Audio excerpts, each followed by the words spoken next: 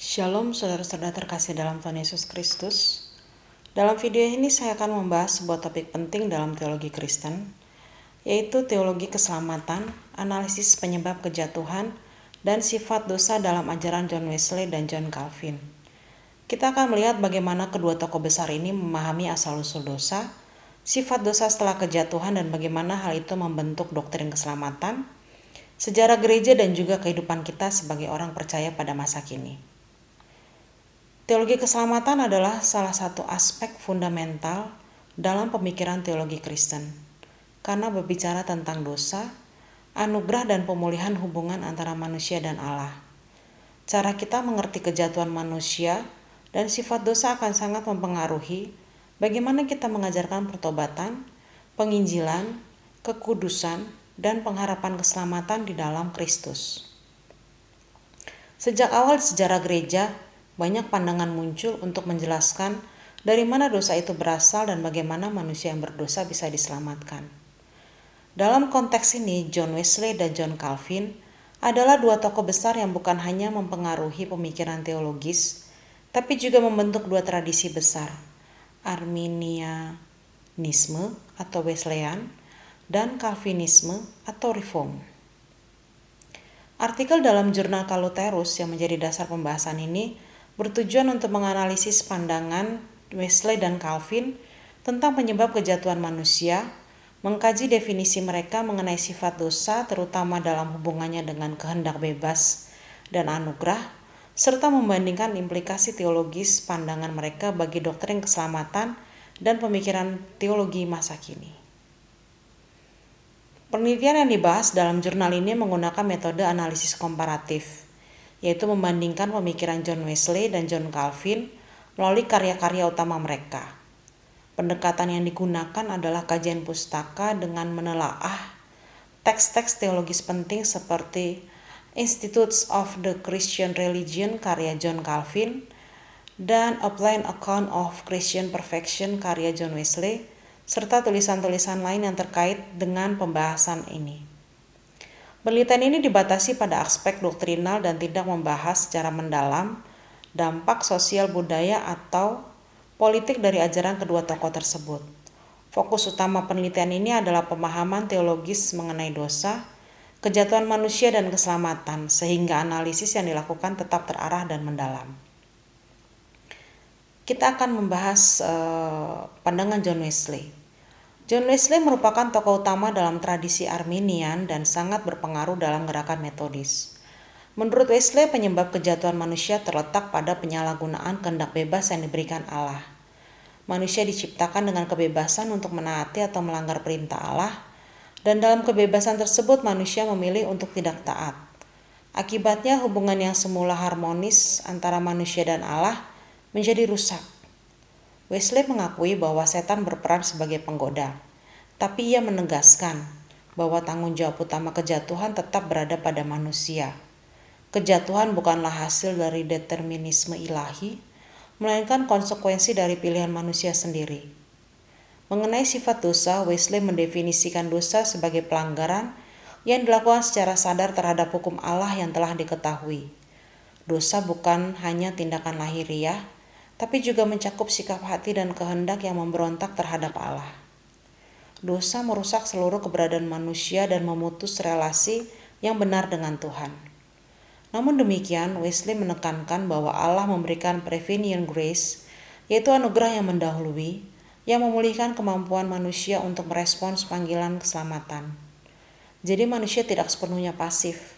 Ia dipanggil untuk bertobat dengan sungguh-sungguh, merespon anugerah dengan iman, dan bekerja sama dengan kasih karunia Allah.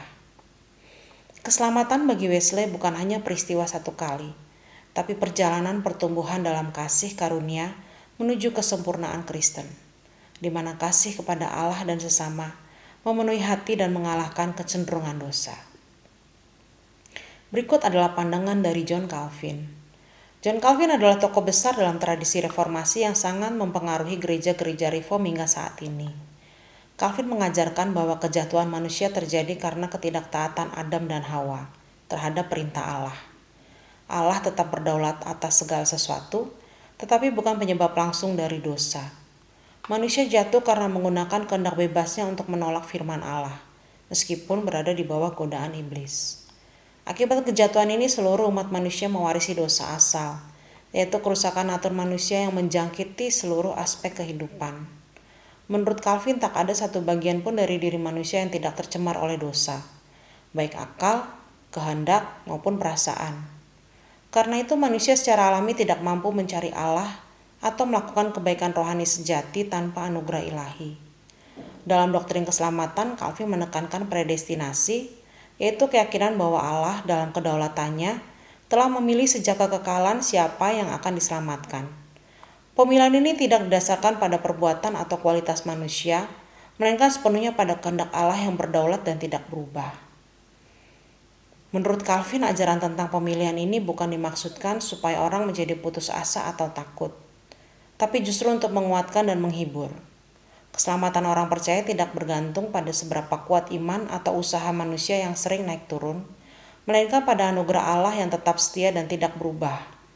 Karena itu Calvin menegaskan bahwa sejak awal sampai akhir, keselamatan manusia sepenuhnya bergantung pada kuasa, kedaulatan, dan kasih karunia Allah.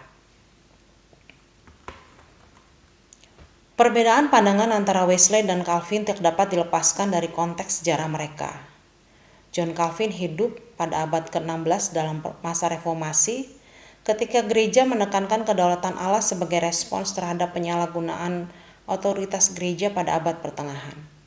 John Wesley hidup pada abad ke-18 dalam konteks kebangunan rohani di Inggris, ketika banyak orang Kristen menjalani iman secara formal tanpa perubahan hidup yang nyata. Wesley menekankan bahwa Allah lebih dulu memberi anugerah yang membuka jalan bagi setiap orang. Karena itu manusia diajak untuk menanggapi anugerah tersebut secara aktif melalui iman dan pertobatan.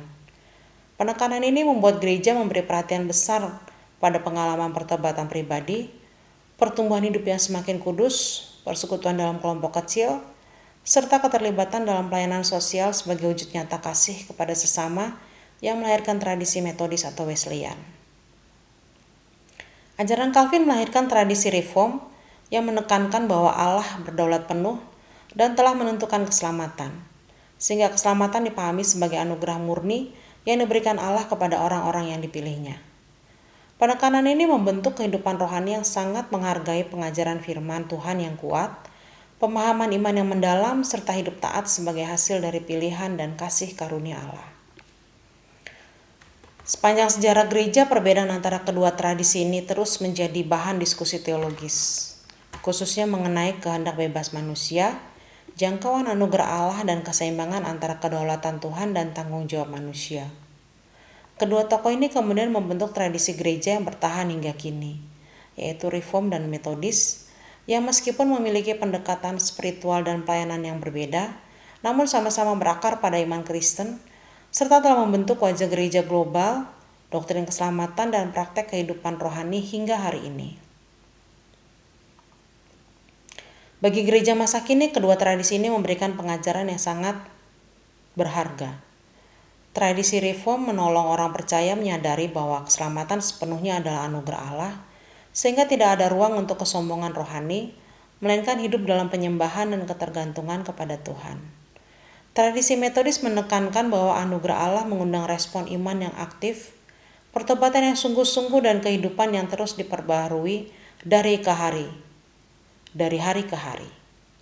Dalam etika Kristen, tradisi reform memandang perbuatan baik sebagai buah iman, sedangkan tradisi Metodis menekankan bahwa iman sejati harus dinyatakan dalam kasih, ketaatan, dan pelayanan kepada sesama.